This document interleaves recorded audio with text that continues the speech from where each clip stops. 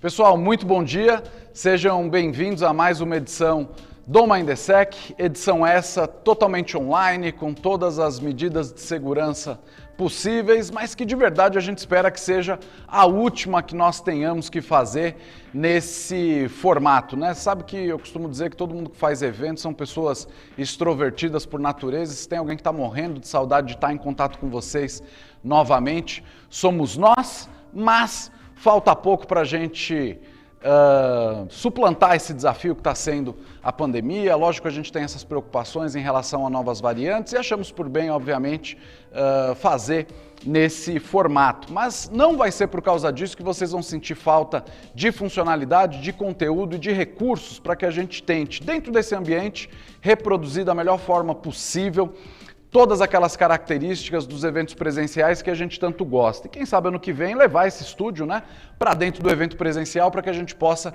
transmitir ao vivo, porque definitivamente esse formato online veio para ficar. Meu nome é Anderson Ramos, eu sou CEO e fundador da Flipside. Eu tenho uma série de informações importantes a respeito dessa semana recheada de atividades para vocês e, sem maiores enrolações, vamos a elas, né? Pessoal, eu acho importante também agora no início a gente falar um pouquinho sobre o panorama, né, do mercado de segurança da informação e cybersecurity do Brasil. Desde que a pandemia se iniciou, a grande maioria dos profissionais de tecnologia e, em especial, os profissionais de segurança da informação tem vivido dias muito loucos, né? E acho que é importante nesse momento, daquilo que talvez vai ser a última vez que nós nos encontraremos aqui neste formato online e com uma esperança muito grande, né, de que a partir do ano que vem a gente tenha um mundo muito mais parecido com a normalidade, lógico, com todas as, né, alterações e impactos que a pandemia vai deixar de forma permanente para a gente, mas acho que é importante utilizar esse momento para fazer um pequeno recap, né, de como foram esses quase 2 anos aí para os profissionais de segurança, né? Logo no começo a gente teve aquele desespero do home office não previsto. Enquetes que a gente fez com diversos profissionais de segurança na época apontavam que apenas 1/3 das empresas elas estavam verdadeiramente preparadas para lidar com uma situação de trabalho remoto em formato 100%, né? Um outro terço de empresas tinha uma estrutura que precisava ser redimensionada para essa situação e 1/3 das empresas respondeu que foi um período, obviamente, muito difícil. Faltou tudo, faltou equipamento, faltou laptop, faltou braço e, de certa forma, uma situação que permanece até hoje. É óbvio que essa grande quantidade de colaboradores trabalhando numa situação remota levou a um incremento exponencial e extremamente preocupante da superfície de ataque das corporações, né? Esse aumento da superfície de ataque, combinado com a rápida expansão, por exemplo, de tecnologias de nuvem, que já vinham, né, numa atuada muito forte, tirou as pouquíssimas horas que os profissionais de segurança já conseguiam dormir, mesmo antes da pandemia, né?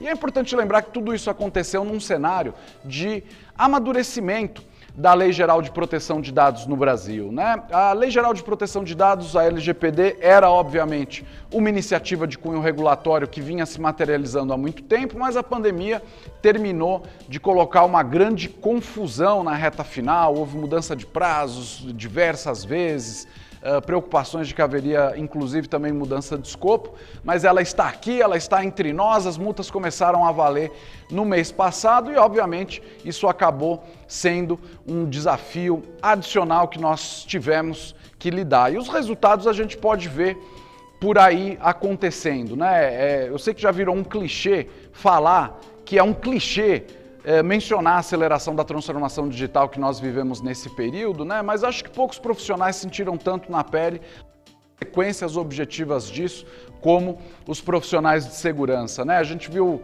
um aumento muito grande, não só da sofisticação dos ataques, mas principalmente da sua disseminação, né? Se você ainda não tinha parado para conversar com a vovó a respeito de golpe no WhatsApp, a respeito de golpe no Pix e assim por diante, definitivamente todo mundo fez isso nessa pandemia.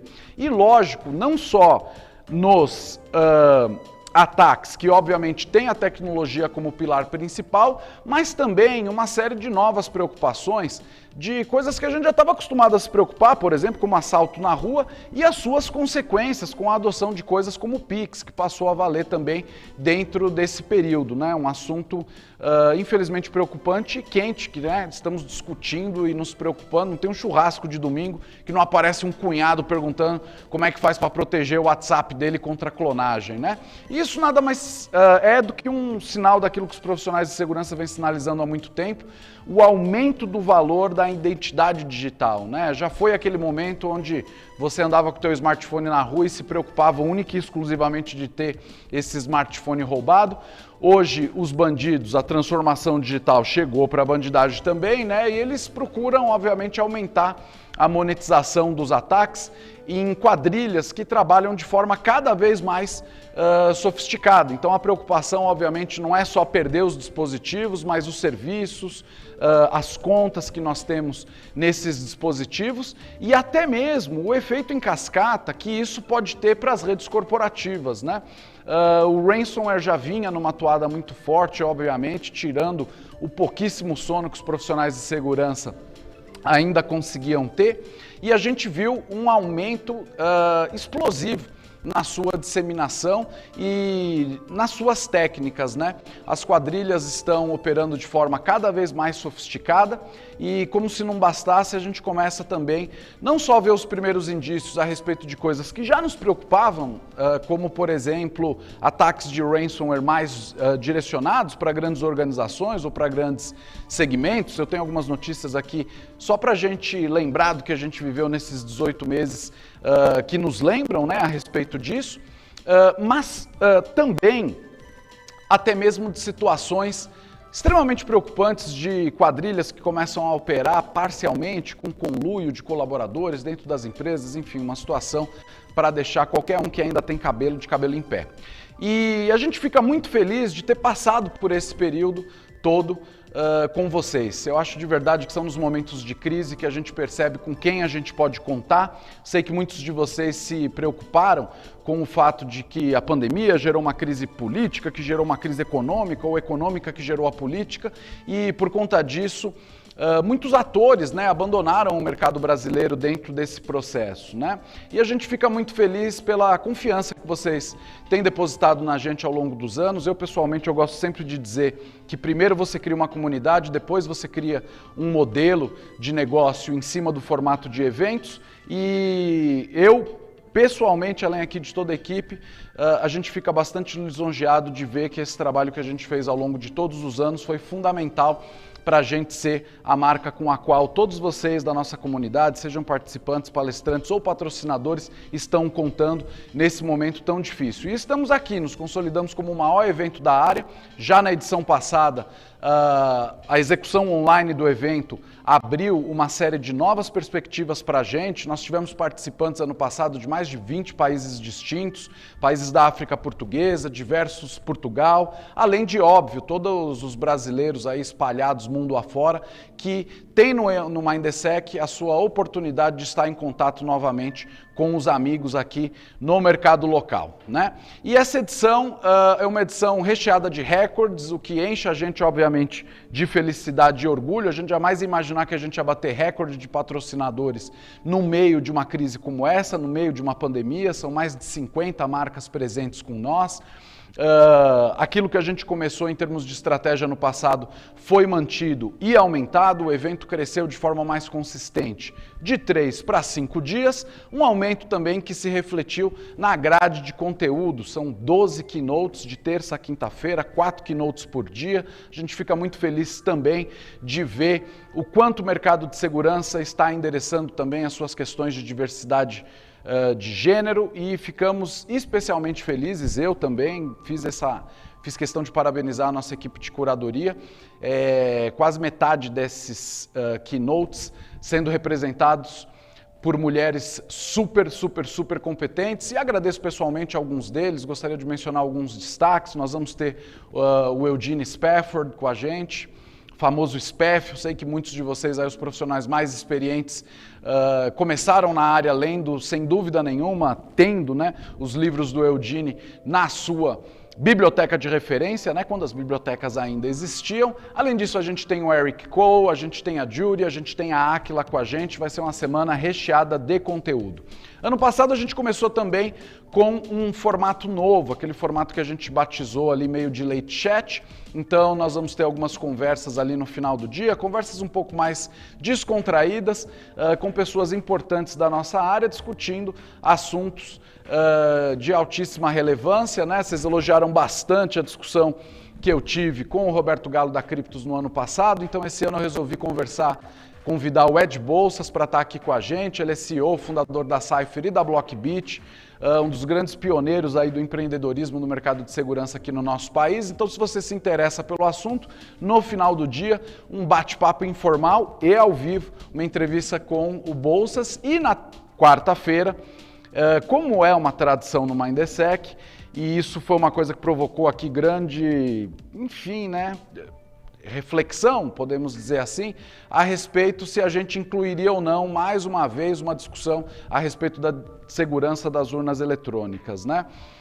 Para vocês que estão acompanhando a gente há muitos anos, vocês sabem que todo ano que não tem eleição, a gente procura promover um debate a respeito do tema, porque de forma progressiva, como quase tudo aqui na vida brasileira, a gente tem visto uma polarização crescente e obviamente preocupante a respeito dessa discussão que a gente sempre procurou abordar da forma mais técnica possível. E aí a gente ficou muito na dúvida, né? Porque das muitas doideiras que estão acontecendo nesse Brasil pandêmico, uma delas é que a eleição já começou, né?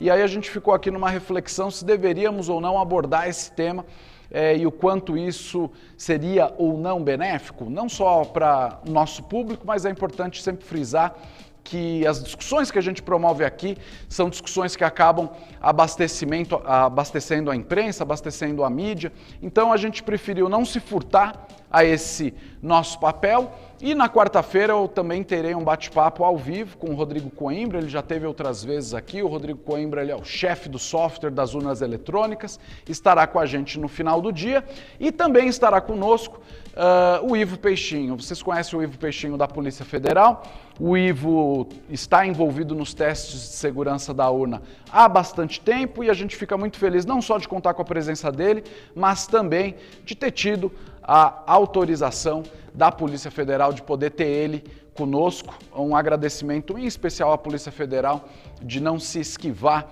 de ter essa discussão tão importante para as instituições brasileiras nesse ano maluco de... Que ano que nós estamos? 2021, tá? E lógico, gente, não, esses são alguns destaques só que eu quis mencionar para vocês, mas são mais de 110 horas de conteúdo, todo ele inédito. Esse conteúdo vocês vão poder acompanhar ao longo do dia na plataforma e, óbvio, depois ele fica disponível também para vocês, caso, enfim, algum conflito de agenda, né, alguma indisponibilidade de conseguir ter acesso a algum desses conteúdos na hora que ele for transmitido ao vivo. A gente está esperando o mesmo público do ano passado, a gente teve um crescimento enorme do evento ano passado, precisamente pelas possibilidades que o evento online trouxe. Então são mais de 3 mil participantes já devidamente migrados e cadastrados na nova plataforma que estamos utilizando esse ano, né? E, óbvio, eu acho que essa retrospectiva ela não estaria completa sem a gente lembrar algumas questões-chave, né, que aconteceram dentro desse período. Você lembra de todas? Vamos falar a respeito de algumas delas, né? A gente, logo no começo da pandemia, ali teve um momento que eu conversava com alguns colegas do setor. Começou com aquele primeiro mega vazamento, depois teve um outro mega vazamento, né? Como esquecer aquele vazamento de 220 milhões quase de CPFs, né, de brasileiros. Abasteceu uma série de memes, né? O pessoal se perguntando como é que tanta gente de telemarketing estava ligando para a pessoa errada se já tinha vazado, né, os dados pessoais de todo mundo. E durante um tempo a gente viveu um período lá que a gente brincava que os mega vazamentos eles seriam o novo normal, né? A gente teve no meio disso, lógico, a entrada em vigor da LGPD, como eu já mencionei, e isso obviamente renovou o interesse da imprensa nesse tipo de temática, especialmente da imprensa voltada para o segmento corporativo, já que a questão de proteção de dados pessoais não é somente mais uma coisa de direitos individuais ou mesmo uma questão regulatória, e sim cada vez mais um diferencial competitivo para as empresas nesse mundo pós-pandêmico, né? Todas as tendências que eu comentei aqui com vocês no começo, a gente viu refletidas também em alguns ataques inesquecíveis, né? Se é que eu posso dizer essa palavra. A gente viu um crescimento muito renovado. A gente tem o caso da SolarWinds, mas foram diversas notícias de ataques relacionados à cadeia de suprimentos, né? O gerenciamento de risco de terceiros é uma coisa que está na agenda dos profissionais de segurança há muito tempo e definitivamente, seja esse, seja outros ataques com características parecidas, né? Como um que a gente teve recentemente da Colonial Pipeline, também renovaram não só as preocupações dos profissionais de segurança com esse tipo de ameaça, mas também uma movimentação muito grande setorial. A gente a questão dos ransomwares direcionados a segmentos em particular da economia não é uma tendência nova, ela já vinha de antes da pandemia e é só mais uma das coisas que foram aceleradas no meio dessa pandemia e que a gente acabou vendo também aqui com multinacionais brasileiras, como foi o caso da JBS, né? Pagar ou não pagar resgate segue sendo uma grande preocupação na agenda de diversos executivos, não só de segurança, mas também para executivos de tecnologia, né? Agora, enfim, né? Não foi só notícia bizarra, né? E eu pedi pro pessoal da DREC aqui separar aquela que eles acharam que tinha sido a notícia mais engraçada, eles vão colocar aí para vocês. A gente teve caso de ransomware até em cafeteira eletrônica, que obviamente aumenta a nossa preocupação, já conhecida preocupação em relação à porosidade da nossa superfície de ataques. Já colocou a tua cafeteira, a tua smart cafeteira na rede interna da empresa, já fez a tua devida avaliação de risco? E acho importante também citar, já faz uns anos na Flipside que a gente tem procurado sempre homenagear pessoas importantes da nossa indústria, batizando nomes dos palcos, né? Mesmo que sejam os palcos virtuais do evento com o nome deles. A gente tem uma série de homenageados esse ano. Não esqueçam de ir no site mindesec.com.br para ver a informação de alguns deles. Eu destacaria, obviamente, o Hal Tipton. Alguns de vocês que me conhecem há muito tempo sabem que eu tive a oportunidade de trabalhar bastante com o Hal. O Hal Tipton, ele é sem dúvida nenhuma um precursor da nossa área, um dos fundadores de diversas instituições internacionais de certificação profissional e foi durante muito tempo editor do Information Security Management Handbook, que principalmente o pessoal mais experiente vai lembrar como uma das principais literaturas, né? Era um compêndio que saía todos os anos ali com a participação de diversos autores. Eu tive a oportunidade, inclusive, de contribuir com um capítulo uma vez e era uma obra de referência importante. Acredito que temos hoje pouquíssimos profissionais de segurança da informação da velha guarda que não lembram do Hal.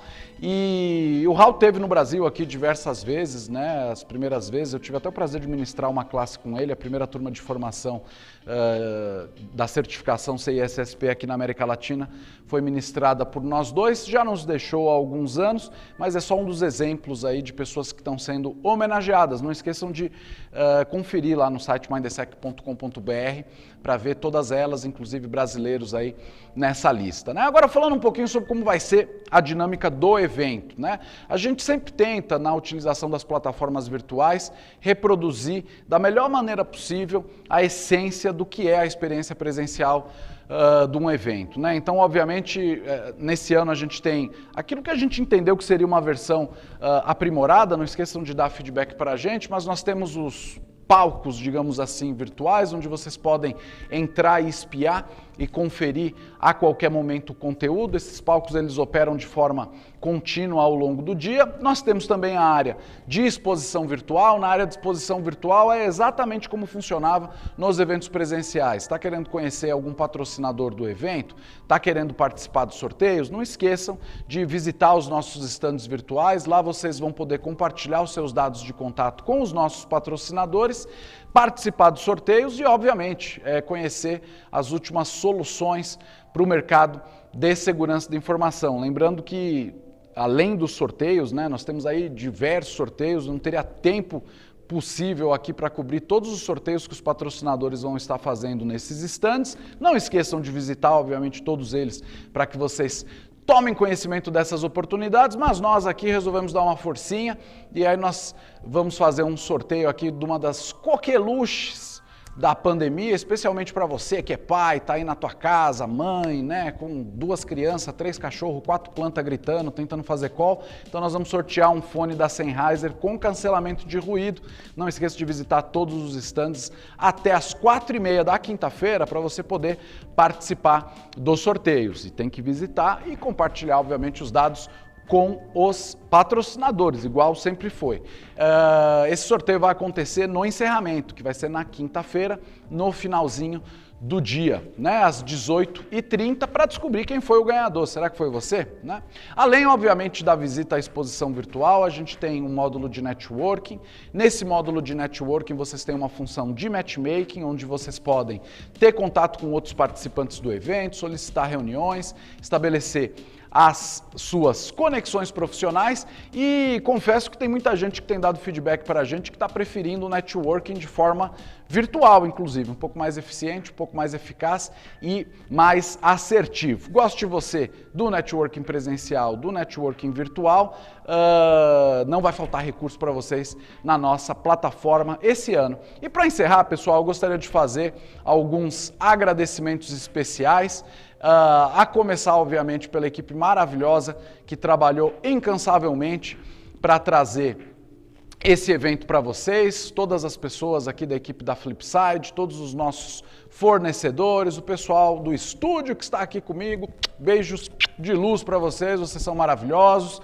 Queria agradecer também ao Ramon, editor-chefe da TheHack, que ajudou aqui com a curadoria de conteúdo para essa abertura, agradecer todos os mestres de cerimônia, todos os voluntários, né, os maravilhosos Roads da Flipside. Os Roads, como vocês sabem, são a equipe de voluntários do RoadSec. Nunca teve um ano onde tanto Road foi contratado pelas empresas, isso enche o nosso coração de felicidade. O programa de Roads foi criado para esse propósito e eles estão aí, acessíveis na plataforma. Tá precisando recrutar gente na área de segurança da informação? Pergunta retórica, eu sei que todos vocês estão. Não esqueçam de procurar os nossos Roads para saber se eles podem ser a solução para suas demandas de contratação. Além disso, também queria, obviamente, agradecer todos os palestrantes, todos os painelistas, em especial os membros do MindTheSec Club, o maior clube de relacionamento de profissionais de cybersecurity do Brasil, e dizer algo redundante, né? Sem vocês esse evento não seria possível. E ao final, agradecer obviamente os nossos patrocinadores. A gente nunca considerou como certa a confiança que os patrocinadores depositam na gente ao longo desses anos. A gente fica particularmente lisonjeado de ver que a gente continua sendo a primeira e muitas vezes única opção da grande maioria dos players do mercado de cybersecurity aqui no Brasil. Então, agradecer a todos os nossos patrocinadores. Tivemos que abrir espaço atrás de espaço para acomodar o volume de demanda que nós tivemos, para os patrocinadores Diamond, para os patrocinadores Platinum também. Temos recorde de espaço com esses patrocinadores esse ano. A mesma coisa aconteceu com os patrocinadores Gold. Além de, óbvio, os patrocinadores Silver, os patrocinadores Iridium e alguns expositores também, recorde de expositores esse ano, né? E lembrar vocês que aproveitem a edição desse ano, mas também uma das coisas que a pandemia nos permitiu foi nos organizarmos aí um pouquinho melhor e os preparativos para a edição do ano que vem já estão a todo vapor. Preparativos esses para aquela que vai ser a primeira edição presencial. Você consegue imaginar isso? Eu não consigo imaginar isso. A primeira edição presencial logo depois da pandemia. Olha, eu, por um acaso, nessa semana, né, que deu uma arrefecida na pandemia, a gente começou a encontrar alguns de vocês, alguns patrocinadores, algumas pessoas, obviamente, já estão com a imunização em dia. Nós estamos aqui em São Paulo, então, tanto o Estado como a Prefeitura deu uma flexibilizada para alguns estabelecimentos. E por conta disso, obviamente, né, a saudade era muito, a gente voltou a fazer reuniões, encontrar para um almoço aqui e ali, sempre, lógico, com todos os cuidados, alguns participantes, algumas pessoas da nossa comunidade. Se tem qualquer coisa que eu posso antecipar para vocês a respeito da próxima edição presencial vai ser doido. As pessoas, ficaram muito loucas de ficar todo esse tempo trancados em casa. E eu tô até na dúvida se a gente vai ter que fazer um evento ou se eu vou ter que fazer uma rave de 5 dias non-stop, só para todo mundo poder matar a saudade. Lembrando que os preparativos também incluem o Call for Papers, que já está aberto. Quer patrocinar o evento do ano que vem, se inscrever nas melhores condições do ano ou submeter sua palestra, tudo isso já está rodando. Não esqueçam também de visitar o site mindesec.com.br e um grande legado que a pandemia trouxe para a gente é que esteja você acompanhando o evento ao vivo agora, esteja você acompanhando um pouquinho depois, em virtude dos recursos da plataforma, mais do que nunca a mudança que a pandemia trouxe para a gente, sem dúvida nenhuma, é que agora o Mindesec está 365 dias por ano,